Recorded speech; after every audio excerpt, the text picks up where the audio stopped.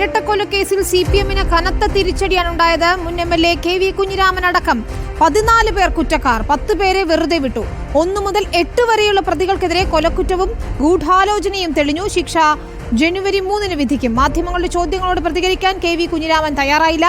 കോടതി വിധിക്കെതിരെ അപ്പീൽ പോകാനാണ് CPM-ന്റെ നീക്കം. വിധിപ്പകർപ്പ് പൂർണ്ണമായി പഠിച്ച ശേഷമായിരിക്കും തുടർ നടപടി.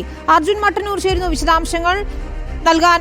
അർജുൻ, മുൻ MLA ഉൾപ്പെടെ 14 പേർ കുറ്റക്കാരാണെന്ന് കോടതി കണ്ടെത്തിയിരിക്കുകയാണ്. കൊലക്കുറ്റം ഉൾപ്പെടെ തെളിയുകയും ചെയ്തിട്ടുണ്ട്. പക്ഷേ മറ്റു 10 പേരെ വെറുതെ വിട്ടതിനെതിരെ അപ്പീൽ ഉൾപ്പെടെയുള്ള നടപടികളിലേക്ക് കോൺഗ്രസും ശരത് ലാലിന്റെയും കൃപേഷിന്റെയും കുടുംബവും നീങ്ങുകയാണ്.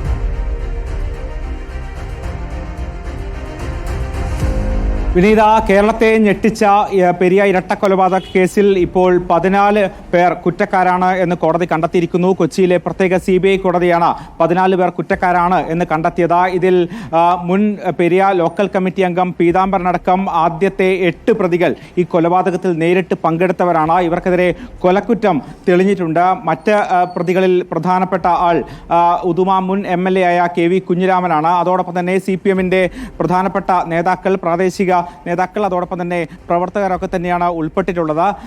ഇതിൽ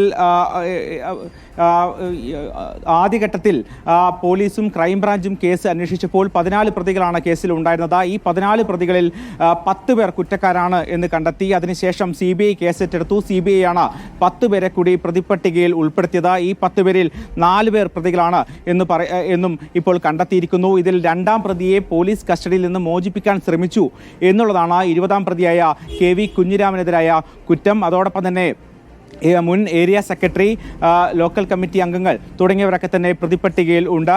എന്തായാലും ശിക്ഷാവിധി ജനുവരി 3-ാം തീയതിയാണ് പ്രഖ്യാപിക്കുക. അതോടൊപ്പം തന്നെ ഇതിനുശേഷം കോടതിയിൽ ഈ പ്രതികൾ അവരുടെ വാദങ്ങളും നിരത്തിയിരുന്നു. വളരെ വൈകാരികമായ കാഴ്ചകളാണ് കോടതി മുറിക്കുള്ളിൽ നമ്മൾ കണ്ടത്. വിനീത.